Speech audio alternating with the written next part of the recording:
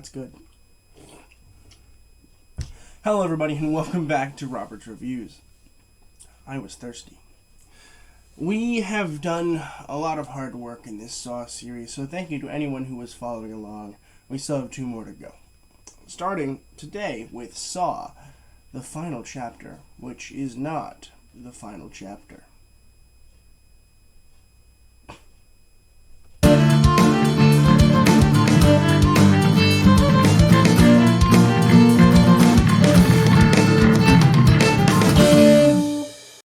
Saw, the final chapter, which is also known as Saw 3D, but I didn't watch it in 3D, so I'm calling it Saw, the final chapter, which is its basically 2D name, which released in 2010, and it was written by Patrick Melton and Marcus Dunstan again, and it was directed by Kevin Greutert again, which I'm okay with, I think.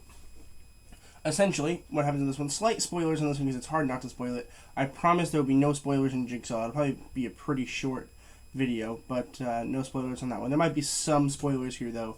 I can't guarantee that, so I apologize. But, essentially, excuse me, we need to drink more. Not sponsored by La Croix, but La Croix, if you're out there and you want to sponsor me, I'm okay with that. Essentially, Bobby Dagan lies about surviving a jigsaw trap, okay? Which is interesting.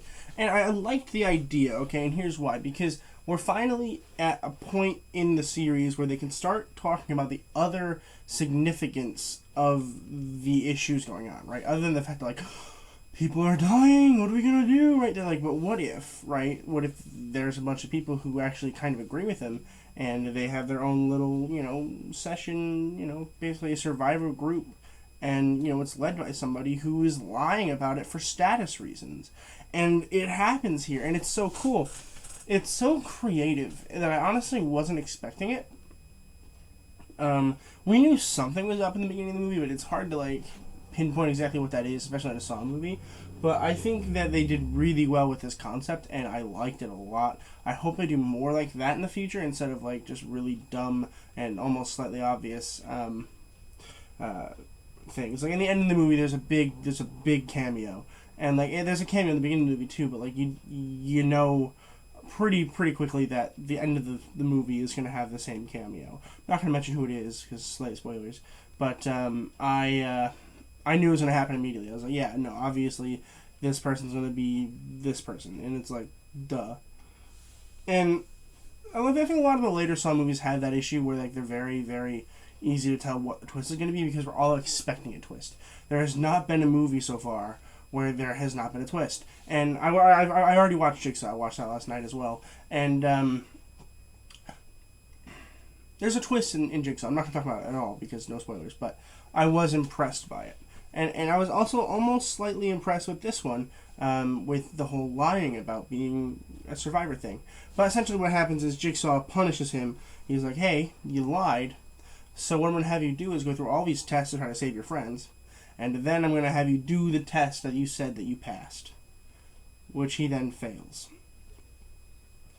The dumb part about this movie, though, because there are dumb parts. The big dumb part is that, and again, slight spoilers, he does not pass a single one of his tests. Not a single one. He literally fails every single one of his tests. And he does 5 or 6 in a row, trying to save his friends. And all of them die. Every single one, including his wife at the end. In a pretty cool trap, actually. But, regardless, you're supposed to give him a chance to win. And while he did have a chance, here's the thing. If you're going to ask me, alright, you need to climb this rock wall or your best friend dies, right? And you have 60 seconds. I'm like, there ain't no goddamn way I'm getting up there in 60 seconds. I'm fat, right? I can't do that kind of thing, right? And it kind of felt the same here. There's this one trap where he's walking across this giant floor trying to save his friend, and his friend's blindfolded, and obviously he's trying to do the right thing, but he just physically can't do it, which is the thing that I don't like about the later movies, is that they kind of gloss over the fact that, Jigsaw's not a killer.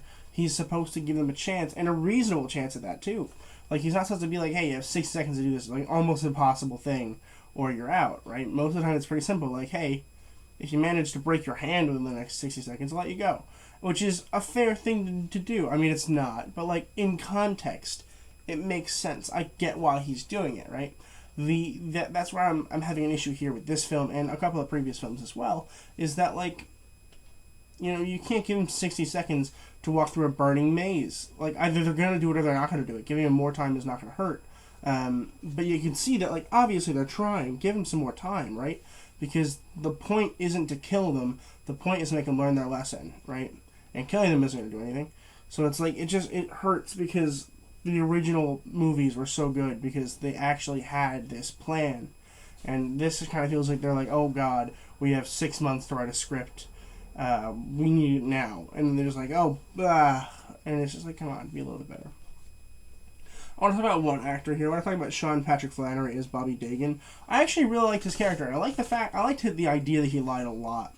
And I like the fact that he was, pushed through all these challenges, albeit the fact that all of them were kind of dumb. But except the last one. The last one was really freaking awesome. I like how they were like, okay, well, you lied on this one saying you passed, so it shouldn't be too hard. And I'm like, ooh, good stuff right there. But I think his performance was really solid. And, like, other people in the film were also very solid. But I haven't mentioned them because, they're usually pretty background-ish, which is difficult for a movie like this where, like, kind of everyone's background, but whatever. But yeah, I liked him a lot. And I think that another thing this movie does fail at a little bit is the balance between the traps and the whole detective story, right? I like the detective story, right? But make that the main thing instead of making the traps the main thing, right? You can't choose two main things, which is what I think Jigsaw does pretty well, which I'll go over in my next video tomorrow. But I'm not going to get into that right now because that's a Jigsaw thing. But I don't think that they did a very good balance, and they haven't recently. They haven't since, like, Saw 3. They were like, oh, well, let's branch into... they have the really cool, like, Jigsaw trap thing that also doesn't work. And they have the detective story where they're trying to figure out who might be a detective, who might be Jigsaw, that kind of thing. And, like, it's just like, it's a headache. And it's just not very fun. Overall, not an awful movie in comparison to some of the other Saw movies. Not very good either, but definitely better than, like, Saw 4, 5, and 6, I would say. Definitely not up to par with 1, 2, and 3, though. Those three movies are quite fantastic, particularly Saw 1 and 2. Those movies are my favorite so far. But I'm going to go ahead and I'm going to give Saw the Final Chapter a B+. If you guys get a chance to check it out, go ahead and do that. I believe this one's on HBO Max. You can't see it because of my stack of books. I add books as I read them, so it's like part of my yearly challenge that I've got myself into now. Which, by the way, if you haven't read the Simon verse, I'm reading that right now, and it includes this series here on the bottom, which is Simon versus the Homo Sapiens Agenda series, and this one, which is the Hate You Give series, and this series, which is the Dear Martin series. This is a pretty short book in comparison to the other ones, but I'm having a great time reading them, and I'm sure I'll do a video on them at some point. But just so you guys are aware, I am reading them in case you guys are interested. You can follow me on my Goodreads if you just search Robert Brown, or maybe it's Robert J. Brown, and you find the symbol that has Robert's Reviews logo. That's me. Another option is you can friend me on Facebook. I will accept most Facebook requests, especially if you're in my Robert's Reviews group, which is in the comments below. But, yeah, so on top of all that, I have a set of Saw DVDs, or Blu-rays. I collect Blu-rays now. I bought them at Walmart for like $15. So you can get all the movies, including Jigsaw, for like $15 on Blu-ray at Walmart, which is a steal. So go get those while those are out. But that's gonna do it for me today. Let me know what you guys thought about the 7th Jaw movie in the comments below. I'd love to read about it. And let me know if you guys have any requests. I do probably have a couple spaces open over the next few months. So if you guys have any requests, let me know, and I will add it to my calendar somewhere.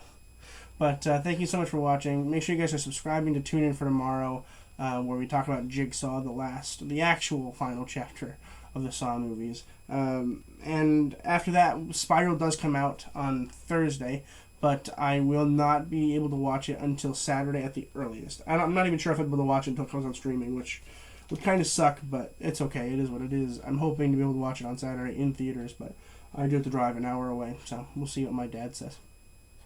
That's going to do it for me today. As always, keep watching movies and television, stay educated, and I'll see you guys in the next video.